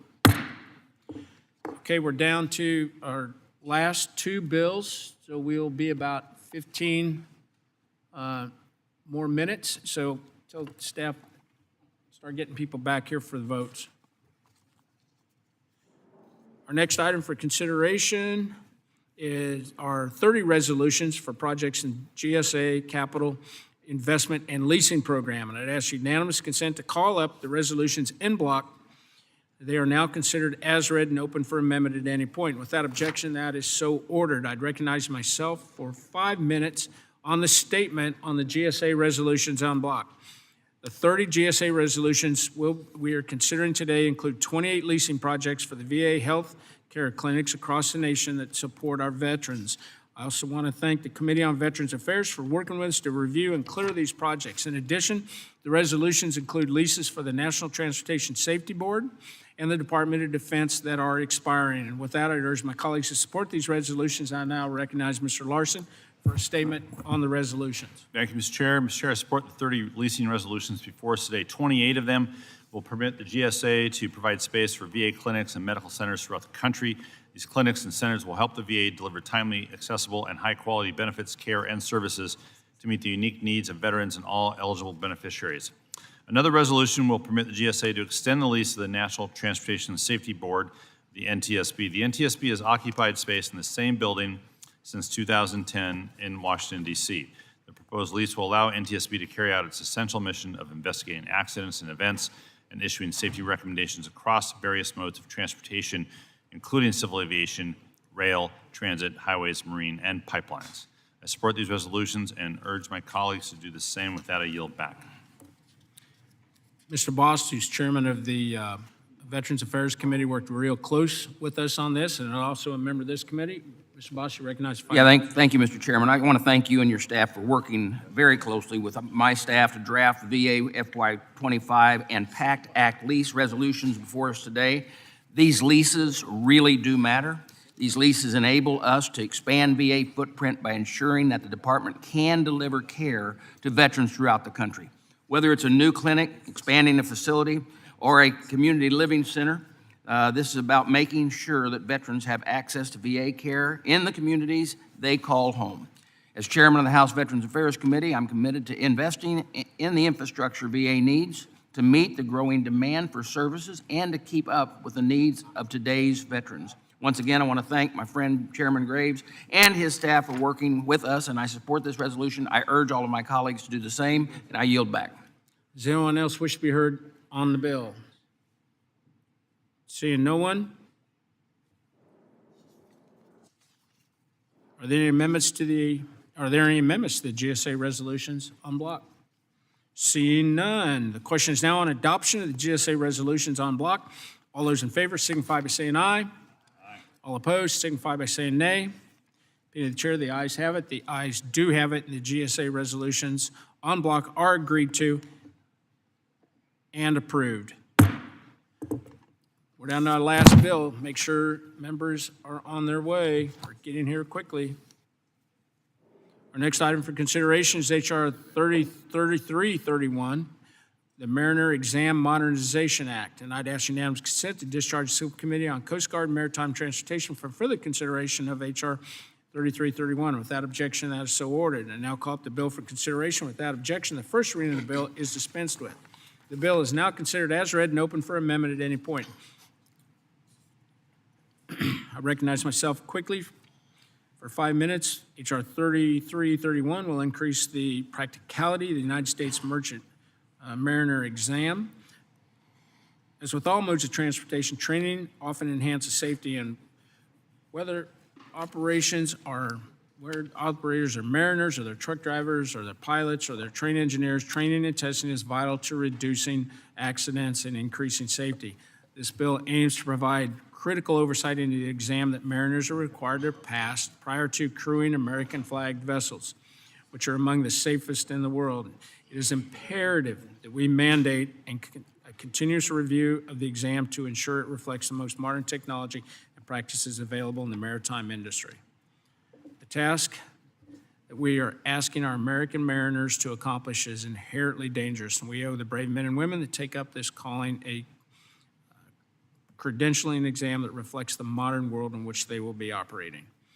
3331 is going to ensure that the credentialing is devoid of outdated questions, content, and redundant training topics to guarantee that the exam reflects the current procedures and technology that exists within the maritime transportation industry. I now recognize Mr. Larson for his statement on the bill. Thank you, Mr. Chair. I support H.R. 3331 because we need to do everything we can to promote careers in U.S. maritime. Throughout my time in Congress, I've supported increases of the Maritime Security Program, the creation of the Tanker Security Program, legislation to ease the transition from military service to maritime jobs, and efforts to bolster maritime training. This bill continues these efforts to bolster the industry by ensuring that the tests required to become a merchant mariner reflect the knowledge needed today to do the job. I want to thank Ranking Member Carbajal and Chair Ezell for taking a lead on this issue. I support passage of the bill and encourage every member to do the same. With that, I yield back. Does anyone else wish to be heard on the underlying bill? Mr. Carbajal. Thank you, Mr. Chairman. I would like to express my support for my bill, H.R. 3331, the Mariner Exam Modernization Act. I thank Chair Ezell for co-leading this important bipartisan legislation as we look for ways to increase the number of talented merchant mariners by decreasing the redundant and outdated testing standards. As ranking member of the Coast Guard and Maritime Transportation Subcommittee, I and other stakeholders have been keenly aware of the many obstacles to becoming and staying merchant mariner. My bill is a common sense approach to modernizing the merchant mariner credentialing exam. For years, maritime training centers have provided feedback to the Coast Guard about outdated testing criteria as the industry has grown and adapted to the new technologies available. Unfortunately, little has changed. With this legislation, the updated credentialing system will finally reflect the current realities of serving today's maritime environment. Chair Ezell and I already worked on many issues affecting the maritime industry.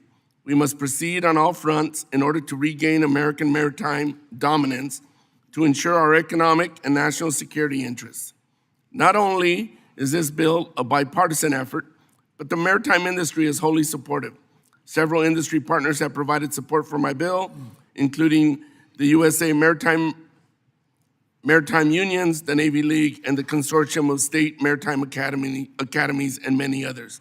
I look forward to my bill becoming law as it is one more step forward in bolstering our American maritime industry and catching up with 21st century standards.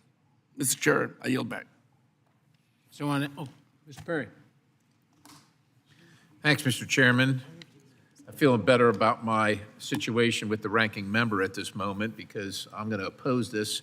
This bill creates a working group to evaluate the current mariner examination that mariners must pass to operate U.S. commercial vessels and to develop a modernization plan to update the exam. It all sounds good, but while modernizing the exam to make it more relevant and better aligned with current maritime industry standards, practices, and technologies is a laudable goal, we must ensure that this effort is not used by those who wish to lower standards to expand the available number of mariners. That is the wrong motivation. To that end, I'm very concerned about provision D2 Charlie, requiring the development, and I quote, the development of methods to collect examination data on pass and fail rates, get this, for questions and the overall examination for future analysis and comparison use, unquote.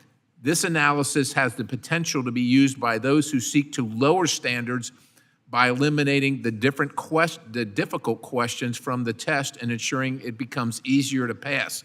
Like, that's not headed in the right direction. More broadly, the last thing we need is a repeat of the Obama administration's decision to lower testing standards for air traffic controllers by replacing the skills-based SAT test with a biographical assessment test. While President Trump brought this practice to an end during his first administration, the staffing crisis our ATC system faces today is at least partially due to a washout rate of underqualified folks getting through based on lower standards. In other words, we don't want to rubber stamp folks onto the job only for them to quit because they are in over their heads, and the time to find out is not when you're piloting a huge vessel through some port where there might be a bridge abutment that you might have to miss. And so, unfortunately, with that, Mr. Chairman, I'm going to oppose the bill and urge my colleagues to do the same, and I yield the balance. Mr. Zell. Mr. Chairman, thank you, Mr. Chairman. I rise today in support of H.R. 3331, which was introduced by my colleague from California, Mr. Carbajal. I speak today in support of H.R. 3331 as an original co-sponsor of the legislation, which improves the accuracy, relevance, transparency, and oversight of the merchant mariner credentialing examination. This bill ensures that our nation's mariners who perform critical functions within the supply chain of the United States are being held to the highest standard of testing and are receiving the most modernized training that reflect today's technologies and standards. The credentialing of mariners is a vital aspect of safety for maritime workers within the United States, ensuring that only those that meet the rigorous standard set by the mariner exam are operating on domestic fleet of American flagged vessels. President Trump and Secretary Duffy have made it very clear that bolstering the maritime workforce and its operating capacity are vital elements to the success of the American economy. This bill guarantees that exam takers are prepared to fulfill the needs of the modern maritime industry. By adopting this measure, we can ensure the existence of a robust maritime transportation system for the foreseeable future, staffed with well-trained workforce that is ready to serve the needs of the American people. We have seen evidence in recent years of the impact that foreign mariners can have when operating large vessels without the same standard of training that we require at home. The disaster in Baltimore and the blockage of the Suez Canal are two examples that illustrate the connection between maritime transportation and the global supply chain. These incidents alone highlight the necessity of ensuring the United States merchant mariner exam is as modernized as possible. It is just good practice for us to conduct an in-depth review to ensure that this is the case. I urge my colleagues to support this bill. Mr. Chairman, I yield back. Anyone else wish to be heard? Seeing no one.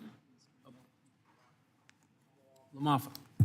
Thank you, Mr. Chairman. I had some of the similar concerns I heard Mr. Perry expressing on that with, and I'm sure the intent of the author and the co-author on this are very good on that, but when,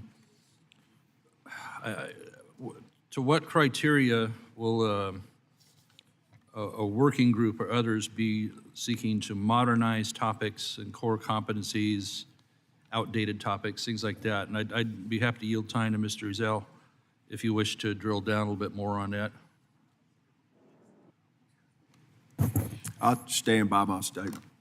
Okay, how about Mr. Carbajal? You want to drill down a little more on what will be the Thank you. Well, Mr. consulting Lamalfa, working group and such? I think there's already a process by which the questions are evaluated. Industry is the one that really asked for this language, and I think there's a general consensus that this is typical of questions that are asked in any other evaluation tool. All right, I don't get rousing confidence out of that. Mr. Perry, would you do a little more time on that? Do you have any more on that thought? Do you say, can I yield more time? I'll yield you a little time if you wish. Well, again, I don't know how this is going to be evaluated or determined, and if you're looking question by question, it seems to me that the purpose for doing that would be to say, well, this question must be too hard and we got to get rid of it because it's precluding applicants from passing the test. If the question's hard, like quite honestly, those are the questions I want applicants to be able to answer correctly because the job that they're doing is critical, dangerous, and needs to be, you need to be proficient. And so too oftentimes, I think in our society, we're interested in lowering the standards for the sake of making sure more people can avail themselves to whatever the vocation is. The vocation is difficult because the vocation is difficult. It's just a fact of reality. And while we're all equal in God's eyes and certainly equal under the law, we're not all equal in proficiency at certain things. And when you find out after the fact where lives are at risk, it's too late. And so I'm very concerned about that language based on past practices and past realities. And so yeah, all right. If that can be addressed, then I'll reconsider it. But the bill is as written the way it is, and it leaves that wide open. And I think it's reasonable cause for reasonable concern. Thank you, Mr. Perry. I'll reclaim my time on that. So, the section says the commandant may not use questions developed for use in credentialing examination until such questions are reviewed and approved by the working group. And I don't know, I'm not sure how the working group is formed, who they're made up of. Is this going to be another exercise in DEI that has gotten us so much trouble in other things? I guess I'd sure like to hear more about how some of that methodology would be before we, in my concern, loosen up. And I might be all wrong, I don't know. But loosen up standards for that, for something as important as merchant marine. So I'll yield back. Thank you, Mr. Chairman. Does anyone else wish to be heard on the bill? Seeing no one, we are now considering the bill for amendments. For what purpose, Mr. Courthouse? Seek recognition. Thank you, Mr. Chair. My amendment makes a simple change and adds one representative from the U.S. We got to designate. Mr. Chair, I have an amendment at the desk. Designate.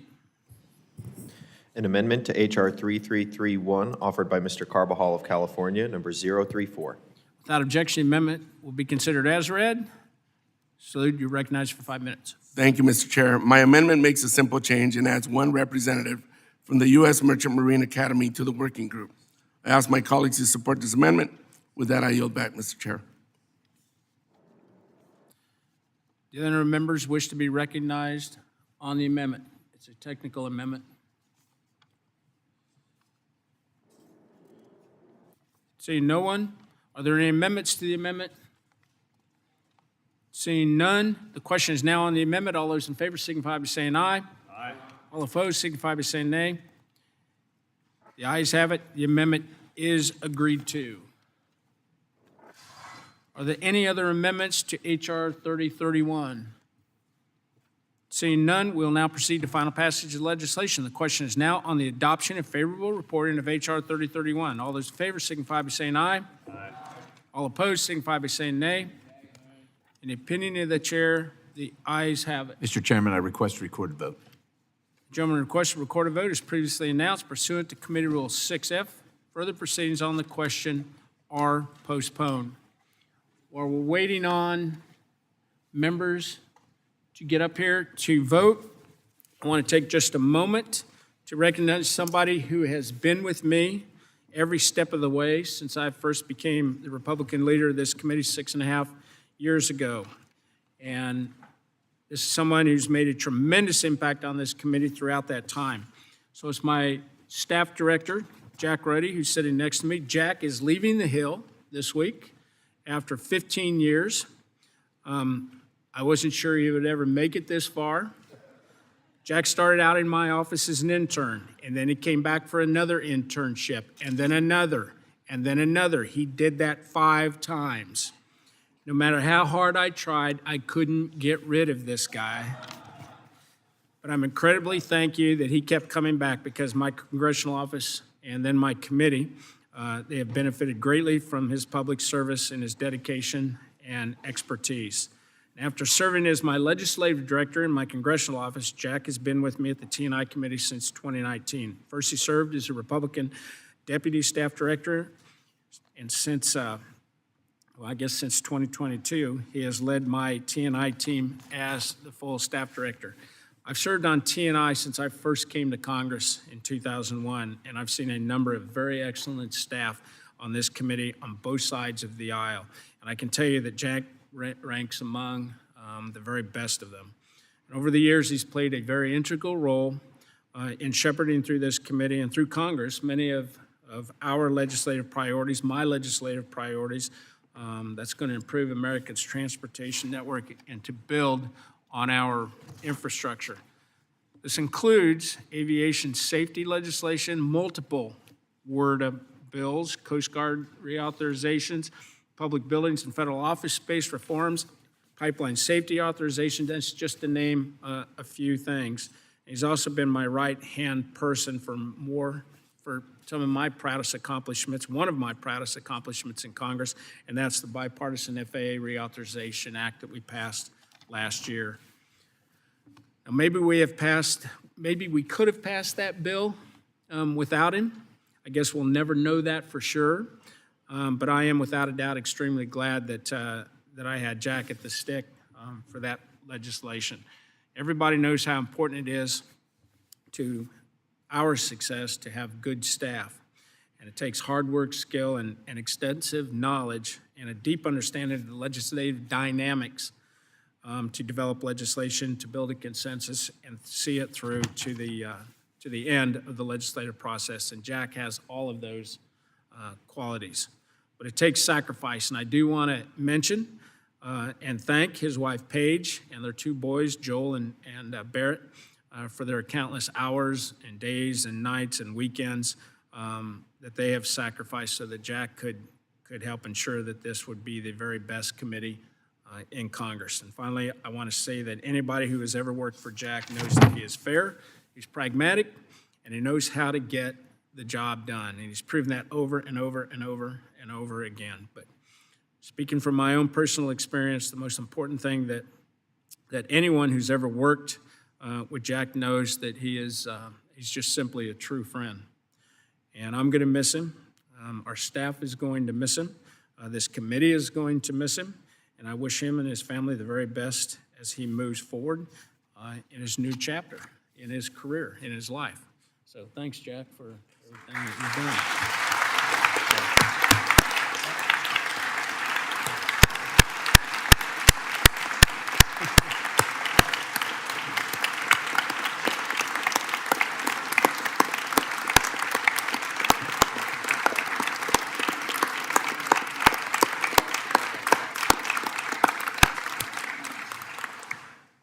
Mr. Larson.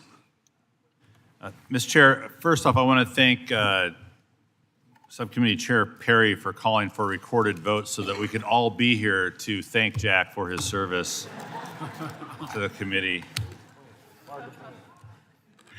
I want to recognize Jack from this side of the aisle. I wish him best as he leaves for Congress after 15 years here, and including 6.5 on the committee.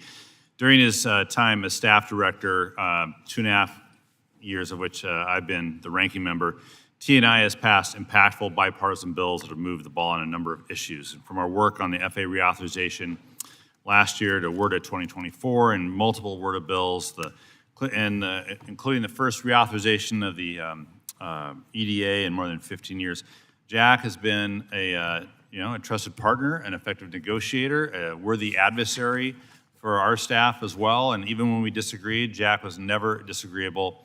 He worked to find common ground. I mentioned this story on the floor the other day where we were negotiating the FAA bill. I was on Whidbey Island in my district in Washington State. Sam was on Midway Island in the middle of the Pacific. And Jack was able to get us connected so we could solve some outstanding issues across time zones, and probably on different days, if I'm not mistaken, if I got Midway right on my longitude. So he's done anything and everything possible to move the issues forward on this committee, and really appreciated all of his efforts. And we want to say thank you to Jack, and good luck in your future endeavor as well. With that, I yield back. Mr. Crawford. Thank you, Mr. Chairman. I want to just take a moment of personal privilege to join with so many others here today, recognizing Jack Ruddy and wishing him well in his future endeavors. We all know that staff makes things work around here, and Jack's been a steady hand at the helm of the committee for many years now. As the former subcommittee chair and as full committee vice chair now, I can attest to seeing firsthand how hard Jack works to serve this committee, its members, and the American people. Committee members always get the glory when a bill passes, but every member knows we couldn't be as successful as we are without the work of our staff. There are a lot of committees that create fireworks around here, but that's not T&I. We work hard, we get things done, and I think that's a testament to the work ethic and the ethos that Jack has instilled in his team. Thanks, Jack, for all your hard work. We appreciate it. Your friendship over the years, you will certainly be missed, and we all wish you the best of luck and Godspeed. Salute. Thank you, Mr. Chairman. This committee has been, for the most part, very bipartisan, and I think that staff have a lot to do with that as well. And I've worked with Jack over the years, have traveled with Jack, know Jack in a karaoke setting, and he's just a consummate professional, always smiling, always helpful, and I just want to wish you the best, Jack, and thank you for your public service. You're a true consummate professional, and I've always appreciated your bipartisan approach to things. Congratulations on your retirement. And that karaoke, keep going. Daniel? Thank you, Chairman. I appreciate it, and thank you for your years of service, Jack. They've been awesome. You've been a strong, steady leader for all of us, and not just the chairman. I mean, he got the brunt of it, but you helped all of us, and we appreciate it. Your knowledge, your advocacy made a big difference in what happened in the final product of whatever we're working on. Benefit the lives and livelihoods of people in my district and also across the country. It's really great. And thank you for working with me and our staff, our team. Wish you all the best in the road ahead. Yield back. Scott. Thanks, Mr. Chairman. I'm one of the more quiet members of the committee, but I'm going to break the silence here to talk about Jack a little bit. It's been a long time, and this is a tough committee with different competing interests, and Jack and I haven't agreed on everything, and I'm proud to say that every time we haven't agreed, Jack's been wrong. But I will tell you, in Washington, what seems to me is oftentimes uncommon is that Jack has always been a straight shooter and been fair and allowed, at least as far as I'm concerned and as far as I can see, every legislator here to represent their district, represent their viewpoints, and get an honest shake at realizing their goals. And that's an uncommon thing. And I just applaud Jack for that. He's always been cheerful, regardless of the news. I've tried to make it easy on him. I think I've made it interesting for him. And look, he's going to do great things. I'm sure we're going to see Jack again in another role, but I wish you all the success in the future. You certainly have earned it. God bless you. David? Well, Jack, I think you've been pretty successful with Mr. Perry over here. When I first got to Congress, Mr. Perry was offering 500 amendments. Now he's down to about 23 or so, I think. That's pretty good progress. Now, I can't say much more than what everybody has already said, other than thank you for your help. You've been a great advisor to me, a great friend. helped me navigate some situations that were not of my own making, which I greatly appreciate, and we're going to miss you. I yield back. Collins.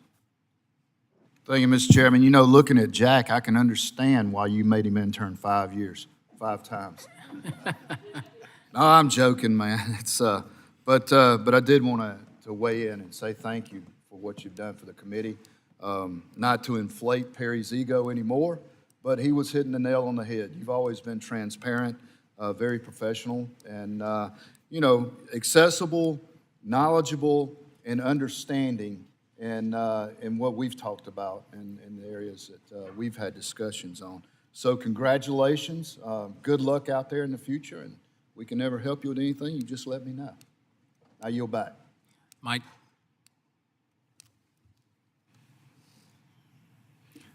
I wanted to let you know what a gentleman he is. I went on my first Codell last year with T&I, and it was a great experience, but it's long and it's work. And I thought we were going to get a little time off, but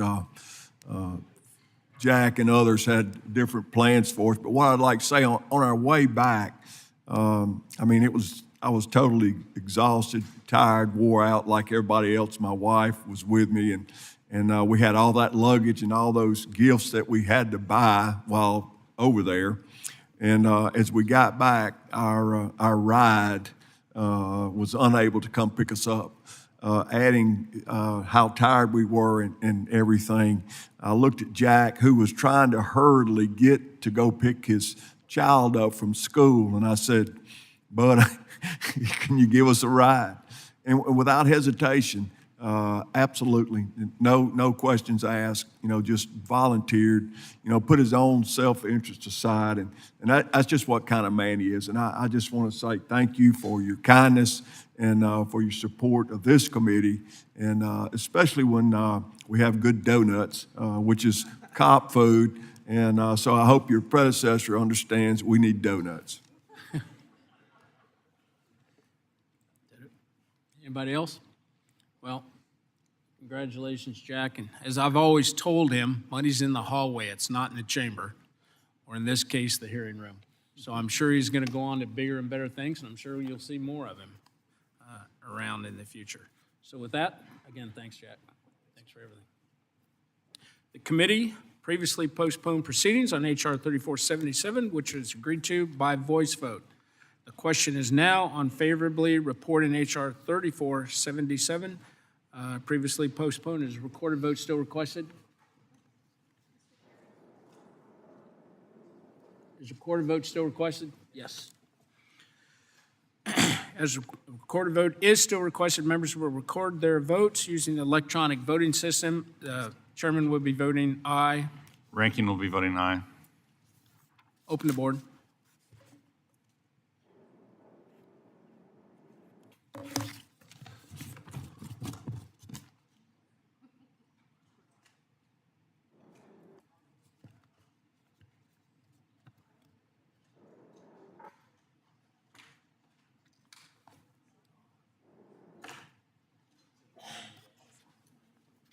Do what?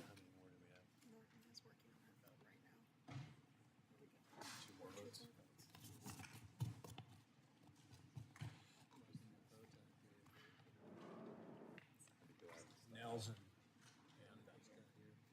both of those aren't here. Is Huffman? Not here. Okay.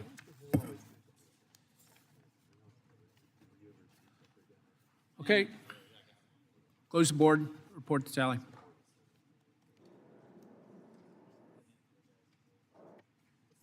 Mr. Chairman, on that vote, there are 57 yeas and 7 nays. By a vote of 57 yeas, 7 nays, the bill is agreed to and will be favorably reported to the House. Without objection, the motion to reconsider is laid on the table.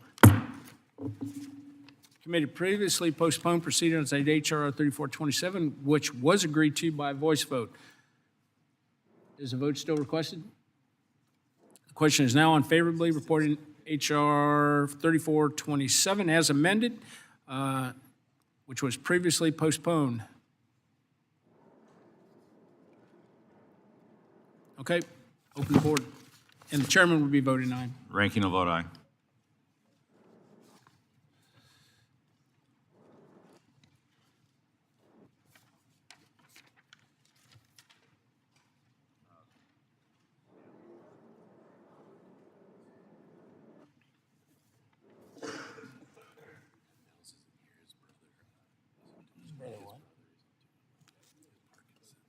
Oh, shit. Is that a twin brother?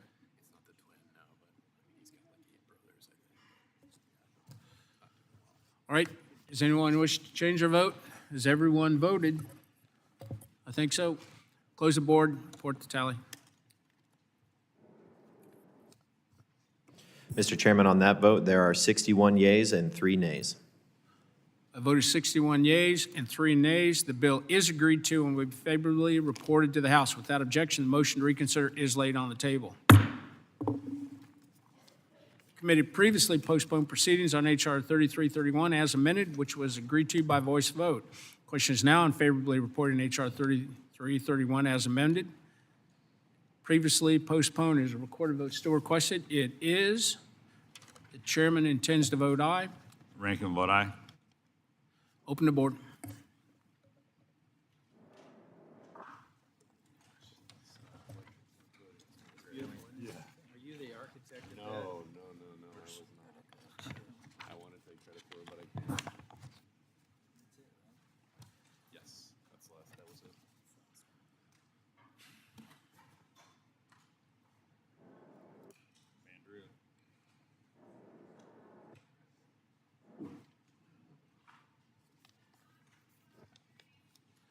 Does anyone wish to change their vote? Has everyone voted that intends to vote? I close the board. Mr. Chairman, on that vote, there are 52 yeas and 12 nays. By a vote of 52 yeas and 12 nays, the bill is agreed to and will be favorably reported to the House. And without objection, the motion to reconsider is laid on the table. Thank you all for participating in today's markup. I'd ask unanimous consent that each measure ordered reported today be reported as a single amendment in the nature of a substitute, incorporating any amendments adopted. Without objection, that is so ordered. And I'd ask unanimous consent the staff be authorized to make all necessary technical, clarifying, and conforming changes to each of the measures ordered reported favorably to reflect the actions of the committee. Without objection, that is so ordered. Pursuant to House Rule 22, Clause 1, I'd ask unanimous consent that the chairman of this or his designee be authorized to offer such motions as may be necessary in the House to go to conference with the Senate on legislation adopted today in a similar measure. Without objection, that is so ordered. I ask unanimous consent. The chairman, after consultation with the ranking member, have authority to strike or revise any provision of the measures ordered reported today that would cause a sequential referral to another committee or that would cause the bill to be subject to the Budget Act or Rule 21, cut-go, point of order. Without objection, that is so ordered. Pursuant to House Rule 11, Clause 2L, I'd ask unanimous consent that all members of the committee have at least 2 calendar days in which to file any supplemental minority additional dissenting views on the legislation adopted today. Without objection, that is so ordered. Pursuant to Rule 6 of the Rules of the Committee on Transportation Infrastructure, I note the presence of a quorum for all actions on all committee business today.